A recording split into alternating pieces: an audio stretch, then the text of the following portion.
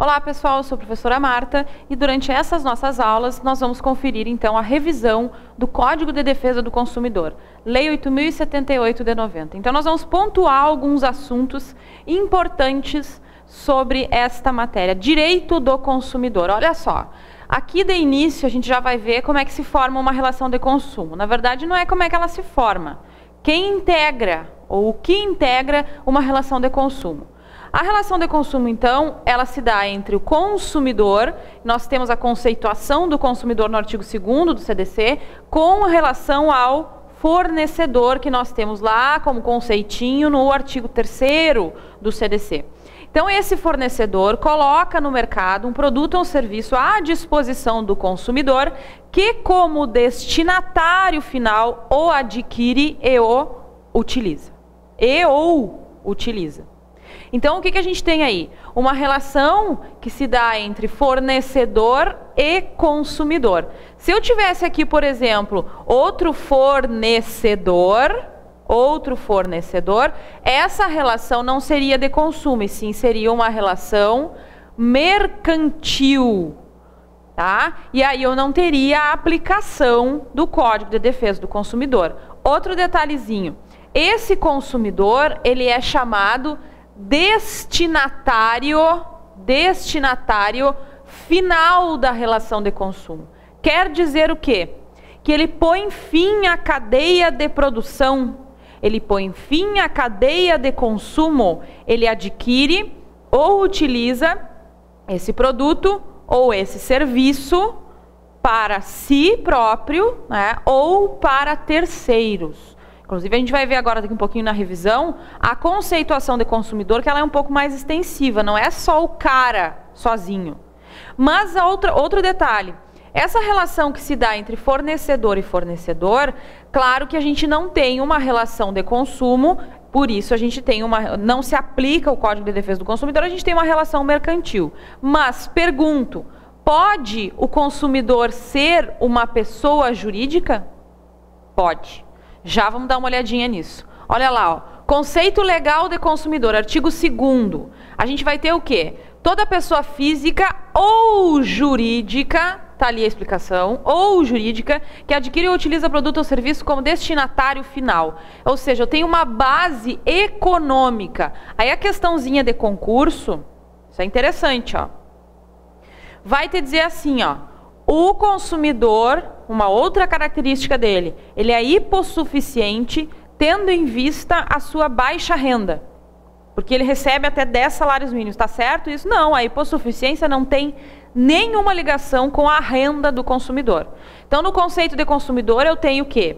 Ele é o destinatário final, ele põe fim a essa cadeia de produção. Por isso, eu tenho um fundamento econômico para conceituar legalmente o consumidor. Essa noção é objetiva, sendo que não vai ser aquele que adquire o bem, o produto ou o serviço para oferir lucro. Esse seria o fornecedor. Contudo, né, é interessante a gente colocar o entendimento de duas correntes. Primeiro, a corrente finalista e segundo, a corrente maximalista. O que essa finalista fala? Ela vai dar embasamento para a base econômica, né, para o fundamento econômico do conceito legal de consumidor. Nas discussões judiciais, eu vou ter uma ação judicial que o cara vai ingressar para pedir uma indenização lá de não sei o quê, mas ele é consumidor. Por quê?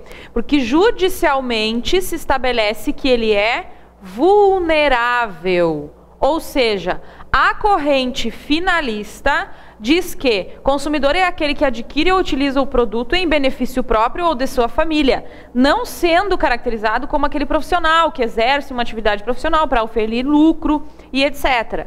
No caso dessa corrente, ela tem um viés de evolução, dizendo assim, ó, mas e se eu disser que o cara é vulnerável? Ele tem uma característica de hipossuficiência. Exemplos, nas pequenas empresas e os profissionais que adquirem produtos e serviços para exercer as suas atividades. Mesmo que em consequência disso, o consumidor, pessoa jurídica, pequeno empresário, microempresário, venha então a oferir lucro pelo exercício das suas atividades, vai ser considerado consumidor porque diante das grandes empresas, empresas de grande porte, ele é hipossuficiente.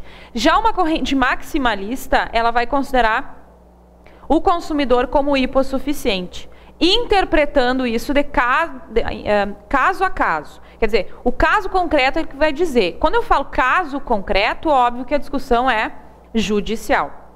Exemplos: produtor agrícola que compra adubo, insumos para o plantio. Tá, ele é produtor agrícola, ele vai oferir lucro com a venda, né, daquilo que ele colhe, enfim. Tá, e daí? Diante daquela empresa enorme, super renomada, bem reconhecida, é uma empresa de grande porte, o que acontece aí? Ele é pequenininho, né? Ele é hipossuficiente, ele é vulnerável. O advogado que compra lá uma máquina fotocopiadora, que faz todos os negócios dentro do escritório, tá? Ele vai fazer as peças, vai elaborar as peças processuais que ele necessita para o trabalho dele, vai cobrar lá do cliente dele, tudo bem. Mas diante de empresas de grande porte, ele é hipossuficiente. Então, o que a gente tem ali, diferente do conceito legal, a base da corrente maximalista é uma base sociológica, que é diferente do conceito legal. Comprovando-se a vulnerabilidade, ainda que venha a oferir lucro. Por exemplo, a cabeleireira, aquela escovista, ali do salãozinho perto da tua casa, ela é ótima, excelente, faz uma escovinha que é uma, assim, ó, beleza, nos trinques tu sai. Só que daí o que ela faz? Ela adquire um secador, escovas, chapinha, né, para alisar o cabelo, enfim. E nisso ela adquire um determinado valor e esse valor ela vai dissolvendo nos serviços ou no valor do serviço que ela presta. Quer dizer, ela está oferindo lucro. Ok, gente, ok. Mas o que acontece? A vulnerabilidade dela poderá ser considerada para ela ser, então, consumidora, nem numa relação de consumo, a partir de uma discussão judicial, através dos fundamentos da corrente maximalista.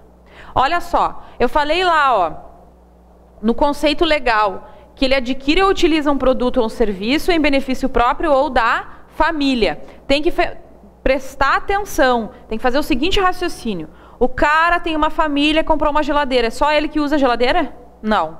Então, por extensão, todas aquelas pessoas que, de alguma forma, tiverem intervindo na relação de consumo ou tenham sido afetadas por essa relação de consumo, serão considerados consumidores por equiparação.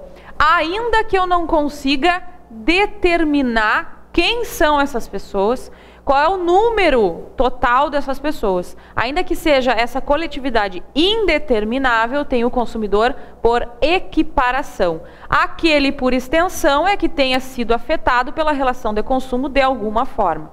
Pensa na propaganda enganosa, publicidade enganosa ou abusiva. Enganosa é aquela que te mente, né? Ela vai lá e faz uma propaganda de um brinquedo e ilustra num tamanho lá e não te informa que não é daquele tamanho. A criança cria uma expectativa de que o brinquedo é daquele tamanho. É enganosa. Abusiva é aquela que te incita à prática de atos ilícitos e imorais, contrários ao bom senso, à boa fé. E, nesse sentido, eu tenho uma proibição no Código de Defesa do Consumidor à propaganda enganosa ou abusiva, sendo que, inclusive, a enganosa pode estar concomitantemente sendo veiculada nos meios de comunicação com uma propaganda abusiva. Então, posso ter enganosa e abusiva. Pensa, quantas pessoas assistiram a propaganda enganosa? Não sabe, não tem como saber. Quantas pessoas assistiram a propaganda? Não sei. Não tem como mensurar. Então, quer dizer, esse consumidor será considerado por ser uma coletividade indeterminável. Ou esses indivíduos serão considerados consumidores, mesmo diante de uma coletividade indeterminável. Seguindo adiante a nossa revisão, ó,